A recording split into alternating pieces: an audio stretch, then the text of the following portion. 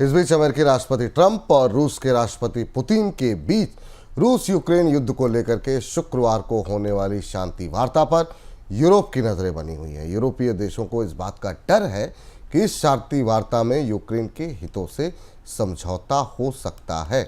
Europe को इस बात का भी डर है कि ट्रंप और पुतिन की शांति वार्ता में यूक्रेन के बड़े हिस्से को रूस को सौंपा जा सकता है। इसी डर की वजह से यूरोप के विदेश मंत्री आपात बैठक भी कर रहे हैं। सर, आखिर में यूरोप की सबसे बड़ी चिंता इस बैठक को लेकर के दिखाई क्या दे रही है? यूरोप की सबसे बड़ी चिंता यह है कि डोनाल्ड ट्रंप इस शांति को कराने के लिए और इसका श्रेय लेने के लिए बेहद उत्सुक हैं और वो इसके लिए किसी भी सीमा तक जा सकते हैं। वो यूक्रेन को इस बात के लिए बाध्य कर सकते हैं कि वो अपना एक बड़ा हिस्सा पुतिन को या रूस को दे दे।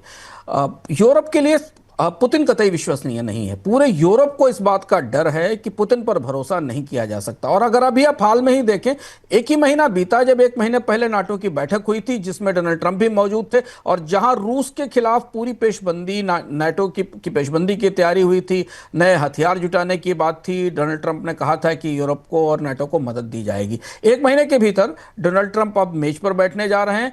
यूरोप को इस बात पर भरोसा नहीं हो पा रहा है कि पुतिन किसी तरह से शांति चाहते हैं। दूसरी चीज है कि अगर इस समझौते में जमीन का हिस्से या सीमाओं का में बदला हुआ, जमीन का लेन देन हुआ, बॉर्डर्स बदले गए तो यूरोप के लिए बेहद चुनौतीपूर्ण स्थिति होगी, क्योंकि यूरोप के राजनयिक मान रहे हैं कि एक बार पुतिन ने अगर ऐसा कर लिया तो फिर वो कई जगह ऐसा करने की कोशिश करेंगे। और इसलिए इस शांति वार्ता की कोशिश में ईयू या यूरोप एक अलग ध्रुव बनता दिखाई दे रहा है। वो यूक्रेन के साथ खड़ा हुआ है, जबकि यूक्रेन फिलहाल इस वार्ता में शामिल नहीं है। यह बातचीत डोनाल्ड ट्रंप और पुतिन के बीच होनी है। यूक्रेन जो कि युद्ध का एक पक्ष है, उसे इससे दूर रखा गया है। तो ईयू का यह भी कहना है इस फैसले में यूक्रेन को शामिल किया जाए, दो बड़े नेता मिलकर फैसला कर लें और यूक्रेन पर थोप दें। ऐसा नहीं हो सकता। तो गहरा अविश्वास है पुतिन को लेकर, और इसके साथ लोगों को यह भी, यूरोप के नेताओं को यह भी लग रहा है कि डोनाल्ड ट्रंप कहीं कोई ऐसा समझौता ना कर दें जो बाद में यूरोप की एकजुटता के लिए, यूरोप की सुरक्षा के लिए खतरा बन जाए।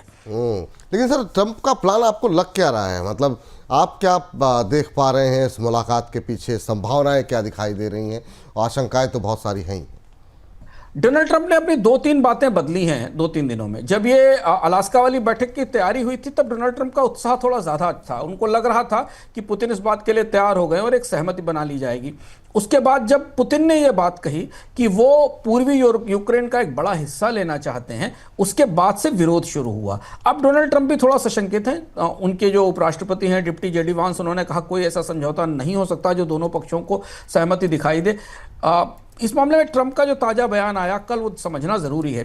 ट्रंप ने कहा कि वो वार्तालाप के बीच में कुछ ही मिनट में जान जाएंगे कि सहमति होने वाली है कि नहीं है। तो ट्रंप को भी ये पता है कि बेहद जटिल कॉम्प्लेक्स मामला है।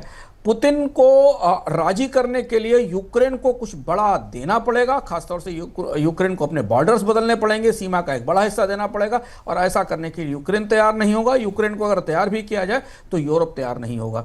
तो डोनाल्ड ट्रंप अब यहां से 15 अगस्त तक अपेक्षाओं को थोड़ा कम करने की कोशिश करेंगे, कि एक्सपेक्टेशंस को थोड़ा लगाम देने की कोशिश करेंगे, क्योंकि दुनिया को लग रहा है कि ट्रंप के दखल से यहां शांति आने की संभावना है। पर बातचीत उतनी आसान होती दिखाई नहीं दे रही है।